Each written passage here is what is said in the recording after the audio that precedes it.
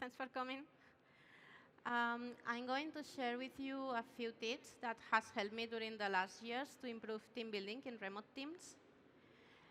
First of all, well, I don't know if you have seen in my bio description that I have more hobbies than time to practice them. Well, doing the presentation, I realized that also that the space I have on the slides.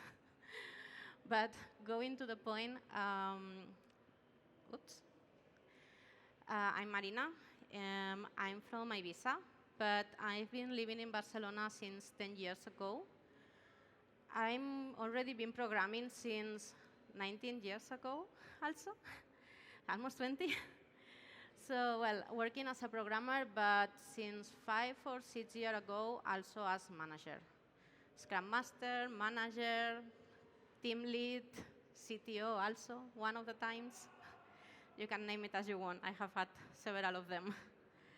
So one of the things that I really like is leading people and helping them grow and also leading the team. So my last work or employment is in Factorial, and I'm an engineering manager there, and I'm almost there for 1 year almost. And one thing that I love from this job is that in my team, I have a lot of different nationalities, but a lot. I've been in companies that, in all the company, you have a lot of nationalities there. But my team, when I entered, it was 8 people, and I have 4 different nationalities. They are from different countries. And also, all my team is remote. The only one here in Barcelona is me. And it's challenging, but I love it. Okay? So this is what inspired me also for this talk. And before going to the tips, I would like to share with you what team building is and why it's so important, at least for me. Okay? You can find a lot of definitions on internet about what is team building, but this one here is mine. Okay?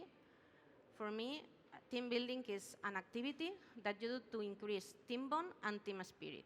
Okay? Also, it increases employee engagement. And once you have the team bond and the team spirit, you can use them also to improve some teamwork skill. Okay? What does that mean? The team spirit, it increases team bond and team spirit because you do activities to make them know better each other. So activity after activity, you are creating the bond between the team. And it makes them work together more and also to spend more time together. That helps with the employee engagement. And once you have this, that is the most basic for the team building, then you can start adding and searching these activities to improve some team working skill. For example, communication or, I don't know, thinking out of the box, wherever. Okay? So the thing is that the first thing that you need is to choose that activity. You have to decide what you want to work on for this activity.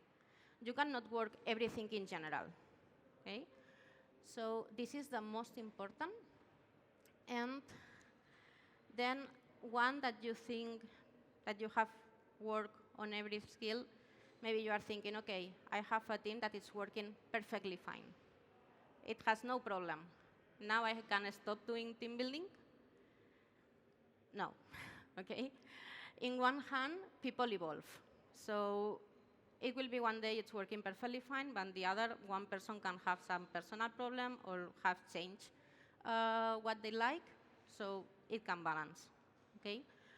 And the next thing is that the part of the employee engagement. Okay? You want them to be still willing working together. So you need to continue doing that. Okay? So when you have this and you understand this, then you think, okay, is that everything what team building is bringing to me? Again, no. So apart from all of this, when you are doing team building continuously, You also are boosting company culture and also bringing out hidden talent of your peers. Maybe you are doing an activity and you discover that some of them is really good leading people. So it also helps on that. And even attracting new talent. If you have people happy, they are attracting more people to the company. Okay, so that's all of why team building is so important. So now that you have that in mind, I want to tell you a story, okay? And for that, we must travel to that back in time. So we are not going really back, okay? Mostly 5 years ago. And it's when before the COVID. In that time, mostly all of us were working on site. And if not on site, maybe you were allowed to work from home during 2-3 days at the week at most. What happens? That you work side by side 8 hours a day with some person. Most of the time, you spend more time with that person than with your real friends. And apart from that, then, for example, pair programming, you were not sharing and doing an audio. You just move your chair near them and share the screen and work just with him. You go out to eat breakfast, you go out to eat lunch. If not, maybe you just go to the office kitchen and eat lunch, all the team together. Apart from that, the afterwards, going to have some beers. Most of the days, the beers turn out into a dinner. So I can go on and on with examples, okay? But I'm sure that at least one of them has rung you a bell. So what happened? Team bond was organical, okay? You have to do nothing to make that happen. And apart from that, maybe you need that towards some communication skill or towards something, can you do an activity for that? Maybe you have done a room escape or a treasure hunt, but just to increase a skill. Everyone thinks already that that bond was there, okay? So let's get not too nostalgic, okay? There were good times, but it's really also really good to be working on remote. I'm the first one that I don't want to come back to that days. Okay, so let's go back to the present. After COVID, the teams have run in three situations, okay? The first one is the teams that are continue on site, or the teams that are hybrid, that they work on site, but some days they can work from home. Then there are teams that are remote. That is the second option, but you have part of the team that live in the same city or in the same area, so they can just go to the office and share some working days. And then teams that are remote and fully abroad, that cannot meet never. Okay, so which of these three challenges these of these three teams, do you think has more challenge? Raise your hands, the ones that think that the on-site or hybrid are the ones that have more challenge. Okay. Raise your hand, the ones that you think that is the second one. Okay. And now the rest, do you think that is the third one? Okay. I have to say that, to speak the truth, I am between the second and the third. I have lived both of them since COVID, and both of them share a lot of the challenge, but also have some different ones. But it depends more on the people that you met and the people that you have on the team. So I am between these two. Okay? So I told you that I was going to share with you a story. That's not true, because I have tried to do this presentation in a story mode, and it goes to almost 40 minutes. So I have changed it. Okay, I will explain you 3 team bonds activities that I have tried and in different of the teams, and I will share with you what had happened in each type. Okay, so we are going to go a bit back and forth. If you have any doubt at the end, I hope we will have time for questions. And if not, you can just ask me later. Okay? So Um, when COVID came, it was really a hard time, okay? More for ones than for others. Um, but we went that to pass a lot of time with people to be locked down at home. And people are really social creatures. Some ones more than others, okay? I know that. But in general, we are social creators. So having that, in that moment, I was not leading a team, but I just started adding a few rituals to them. Okay. The first one was a team virtual breakfast. This one, the first time, as I told, the team was already working before the COVID, so we just went online. We already know each other really well. So the virtual breakfast, we run it on Mondays. We just sit in front of the PC, eat our breakfast or second breakfast, depending on the person, and share our weekend. It was nothing more than that, okay? It was really well. The first thing came when a person new entered to the team. And also that person was really shy. So the first day, I asked him a question. I don't remember if it was how you are or how were your weekend. I don't remember. But I remember that he was feeling, he answers, but I noticed that that question was not for him. He was not prepared to be talking that day. So I just leave him. He came to that breakfast, I think that for a month at least, before I start sharing. Then just one day, after somebody stops talking his weekend, he just shared. So one thing I learned was that you cannot push people. You cannot force people to participate in these activities. And just give them a space, okay? With that, with the time, it was pretty fine, okay? Then there was a point, and I think that also after that we were able to go to the office again, I was moved to another team to be the tech lead. In that team, there were some persons that doesn't believe in having friends in work, that they just go to work just for work and late, okay? So I already know that that person will not be participating on that meeting, but I just go and I just put the breakfast. So all the rest of the team was really fine with it.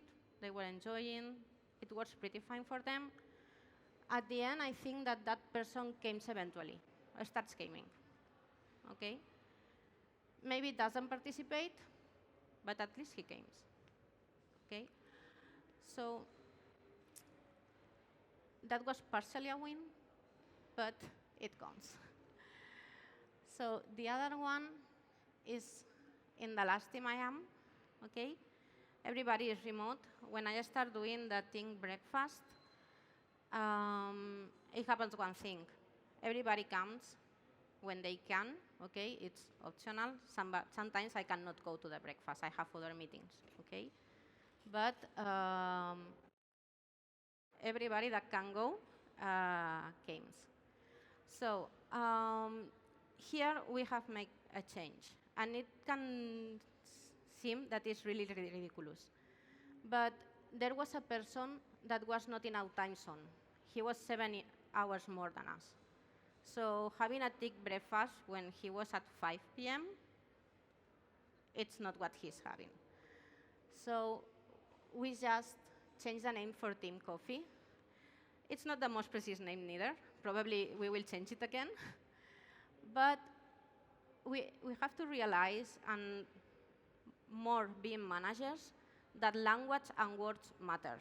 If you want persons to feel included in the meetings and you want them to participate, the name of the meeting has to include all of them. And that's something that sounds maybe ridiculous saying like that, but it's really important. Okay? So for me, this ritual has been a win. Normally, people participate and the feedback is good. There are some other activities that doesn't result so good. Okay, so let me explain one that doesn't work. And this was Gather Town. In May 2020, if I am not wrong, we were locked down, and Gather Town has its release. It was like a new toy, okay? And you can adapt this space to look like to your office, so we start using them. I have to say that for 1 week, maybe 2, it was really the new toy, and we use it a lot, okay? After that, it gets forgotten, okay? It was that. It doesn't give us any more than a Slack huddle or a meetup. It was really cool when you start using it, but at the end, you have no gain for it, okay? I have tried it recently also with a team because they have put games and they have put a lot of things, and maybe for some meeting it can work, but for the daily use, my experience is that it has not worked. I want to know if for somebody of you has worked. You can tell me later and tell me what you have done. Okay. So this activity was really a failure, but we take one good thing. Hola? Hola. One good thing that was really good. And it's that for that moment, in all the meetings that we have, everybody has the webcams off. So all the managers ask the people to please put the cam, all the time, okay? After using that, people have realized that when you can go talk to the person and see them, they like it more. So the request for put the webcam on has to start going between peers. So it starts working more. So well, it was really a failure, this activity, but we take one thing that was really good from it. Okay. So one other thing that I want to say you is that I have told you that I will explain you 3 activities. This was the second one. So one thing that I want you to get, at least from this talk, is that experiments are good. Okay? You can have failures. You can start and try a new activity for the team, and you can fail. But from failures, you have learned. Okay? So if something goes wrong, if an activity you don't have the return that you expect, it's fine. Just try another thing. Okay? And the next one, I think I have said that I've been a Scrum Master before. One thing that I really love from being a Scrum Master was running retrospectives. Okay? It's something that I love. I have changed them a lot of times, and the one change that I made for the remote teams was adding an icebreaker activity. Okay? I have tried different. Okay? Here you have Gartic Phone, and this is because I want you to explain you 2 icebreakers activities that I have tried. One was the Gartic Phone, and well, here you have how it works. If somebody of you have not tried it, it's really fun. But the thing is that I tried this because before the icebreakers, normally I do like a mood meter, and I ask them how are they before the meeting, okay? And then the icebreaker. So there was a sprint that I already know the mood. The mood was really bad, okay? We have to deliver one release, I don't remember what was, but we were blocked by a third party, okay? So nobody can do nothing. So we were asked from above to do the release, tell them that it's not our fault, but we only get the stress, okay? So what I did is that I asked them in the first sentence that Gartic Phone asked you to put, that they need to put something that represents how the last sprint went. So the situation can be really dramatic. It doesn't matter, because as it goes running through drawing, sentence, you end up having really a funny GIF.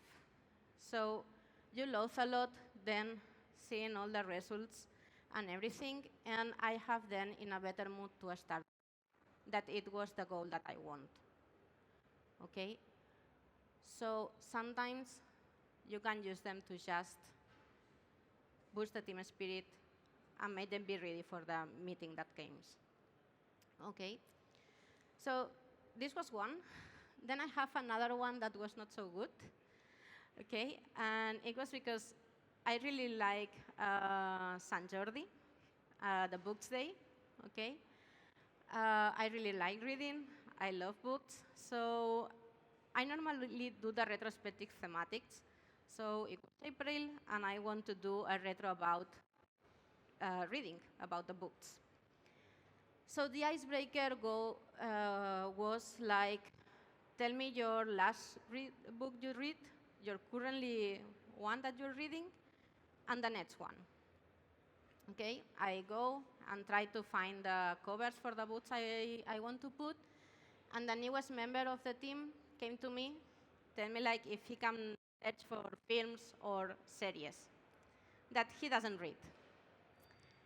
So at that moment, I tell him obviously that yes, you can search for that, it doesn't matter.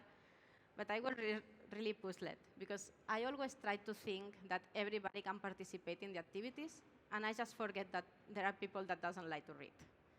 Okay? It was a failure for me because of that, because I have forget that. Okay? The activity in per se, they like it, and the person doesn't feel bad. I have talked with him later and everything. He was good with it, but I feel really bad for it. Okay?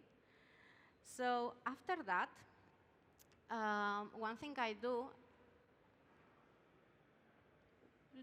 okay. Okay, one thing I do is that I change that question for recommend a book, a film, a series, sometimes even movies, okay? You can see there in the book one, the last one we did about books, it was more about books, was about childhood stories, all the rest, okay? So it was Tell Me Your Childhood Story. There is one from Harry Potter, another one from retro games, okay? It can be really funny. So things to take into consideration. Culture. As I said, I do them really thematic. So normally in Christmas, I do one about Christmas. But when you have people that it's not from your culture, you have to be really thinking about it and know them very well, okay? Religion, color blindness. This is for the ones that are not remote, but physical form and personality, okay? Even for the remote ones. If you look for music retrospective, there are a few of them that the icebreaking is like doing a karaoke. So that for some things could work, but you have to be really sure that everybody could be able to do it, okay? So another activity is doing online afterwards. In this one, I was in the, I was a part of being team lead of a team. I was the COP manager of the PHP chapter. And for the COP, we start meeting during the lockdown.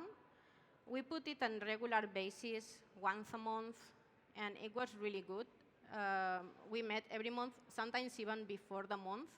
If somebody wants, if more than 3 or 4 wants to meet, we just met and play something. We have tried a lot of things. You can try a lot of things. There are webs for board games, also online. You can do whatever you want, okay? It was really good with the COP while we were locked down. Then what happens, oops, well, okay, spoiler, that we go back to the office.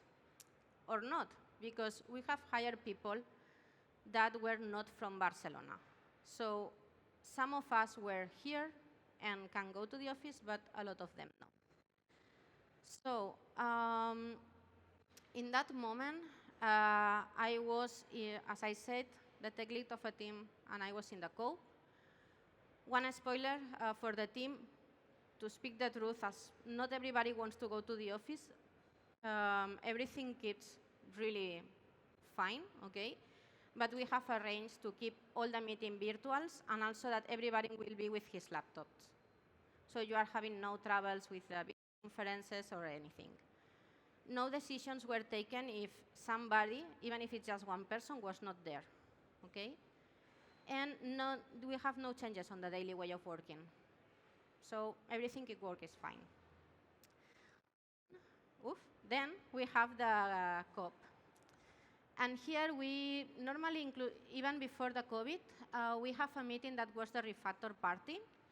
And in this meeting, we met all together. Even at that time, we have 2 or 3 people that were from Minorca, and they came every month to do that meeting.